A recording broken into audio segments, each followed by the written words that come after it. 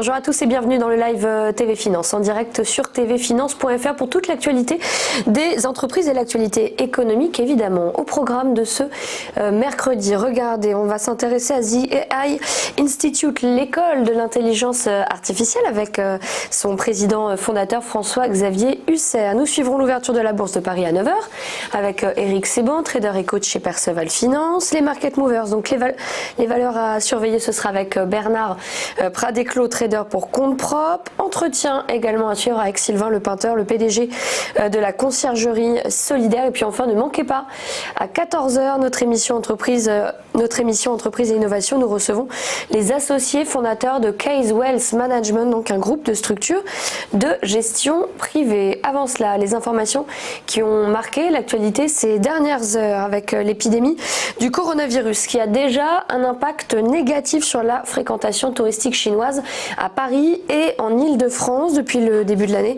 les chaînes hôtelières ont vu chuter leur fréquentation sur les deux types de clientèle chinoise, tant celle voyageant en individuel pour des séjours haut de gamme que les groupes. En tout cas, c'est ce qu'a déclaré le président du groupement national des chaînes hôtelières. Ainsi, en janvier et février, bien sûr, la clientèle en groupe, qui ne représente qu'un quart des arrivées de touristes chinois, le taux d'annulation atteint 80% en janvier et près de 100% ce mois-ci. Du côté de la clientèle chinoise individuelle, donc qui fréquente les hôtels haut de gamme de Paris, notamment, le taux d'annulation a augmenté de 20% et les réservations ont chuté de 25%. Des chiffres qui peuvent d'ores et déjà inquiéter puisqu'on sait qu'il y a environ 2 millions de Chinois qui visitent la France chaque année. Paris et l'Île-de-France restent évidemment la destination européenne la plus visitée par ces touristes qui sont également, on le rappelle, les plus dépensiers des visiteurs sur notre sol.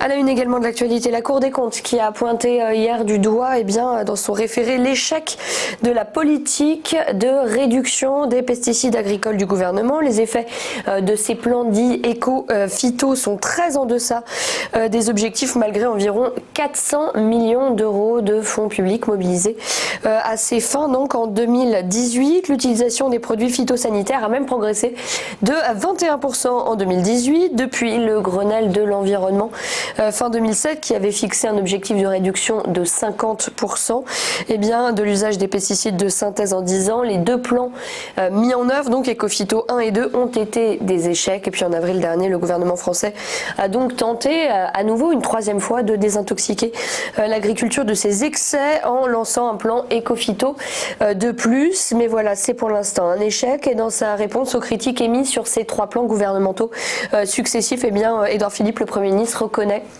que ces objectifs ne sont pas atteints et promet d'autres mesures courant avril 2020 donc sur les ventes de produits phytosanitaires en 2019. Et puis on termine avec cette information, le déficit du budget de l'État français à la hausse. Il a été révélé par le ministère de l'Action et des Comptes publics qui a rendu son rapport hier, un déficit qui s'établit à 82,837 milliards d'euros à fin décembre 2019 et se creuse donc par rapport à son niveau il y a à peu près un an à la même période, à un peu plus de 76 milliards d'euros. Dans le détail, les dépenses ont augmenté de 1,9% et cette hausse n'a pas été compensée par une augmentation des recettes qui a chuté de 4,1% sur la période. Voilà pour les principales informations. Petit point sur la bourse tout de suite avec les valeurs européennes qui ont continué leur rebond hier. À la clôture, le CAC 40 a pris 1,76% et l'Eurostoxx 50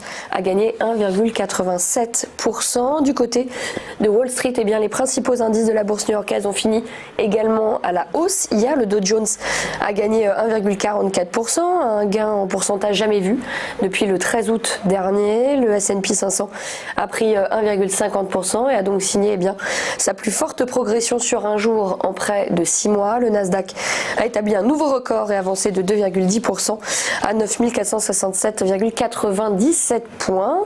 Et puis enfin un mot sur la bourse de Tokyo qui a elle aussi fini dans le vert. Hier, le Nikkei a terminé sur un gain de 1,02% et le Topix a pris 1,04%. Voilà pour notre point bourse. Restez bien avec nous. Le live TV Finance continue dans un instant avec notre première interview.